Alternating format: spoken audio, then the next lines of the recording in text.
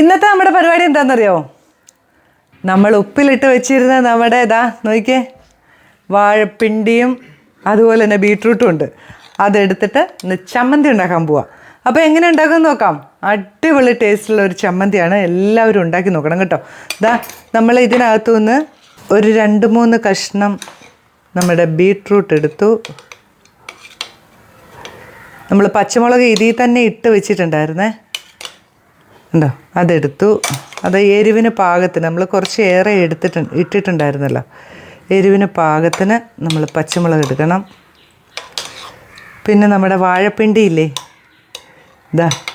അത് ഒരു 3 പീസ് എടുക്കാവേ.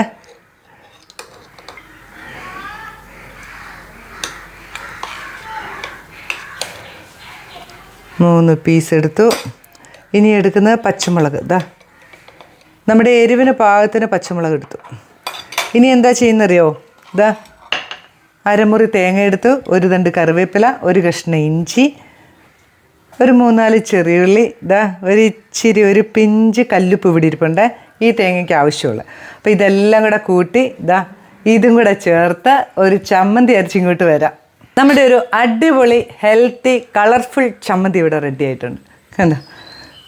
എന്താ പറയുക, നല്ല ടേസ്റ്റാണ്. എല്ലാവരും ഒന്ന് ഉണ്ടാക്കി നോക്കണം കേട്ടോ. ഈ വിനാഗിരിയുടെയൊക്കെ ടേസ്റ്റില്ലേ, പുളി ഇതിനുണ്ട്.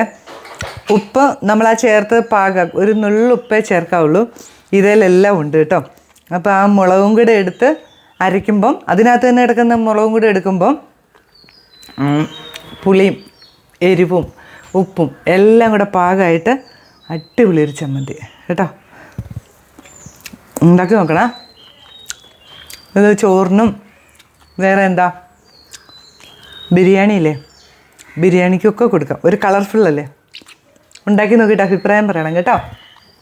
അപ്പം വാഴപ്പിണ്ടിയൊക്കെ ഉണ്ടാകുമ്പോൾ, വാഴയൊക്കെ വെട്ടിക്കഴിയുമ്പോൾ അതിൻ്റെ പിണ്ടി എടുത്ത് ഇതുപോലെ ഒരു ബീട്രൂട്ടും കൂടെ മേടിച്ച് മുറിച്ചിട്ട് ഉപ്പിലിട്ട് വെക്കുക. എന്നിട്ട് ഇടയ്ക്കിടയ്ക്ക് ഇങ്ങനെ ഉണ്ടാക്കി നോക്കുക. നല്ല ടേസ്റ്റും ഹെൽത്തി ആയിട്ടുള്ള ഒരു ചമ്മന്തി. എല്ലാവരും ഉണ്ടാക്കി നോക്കിയിട്ട് അഭിപ്രായം പറയണേ. പുതിയൊരു വീഡിയോ ആയിട്ട് ഞാൻ വരുന്നതായിരിക്കും. ബൈ.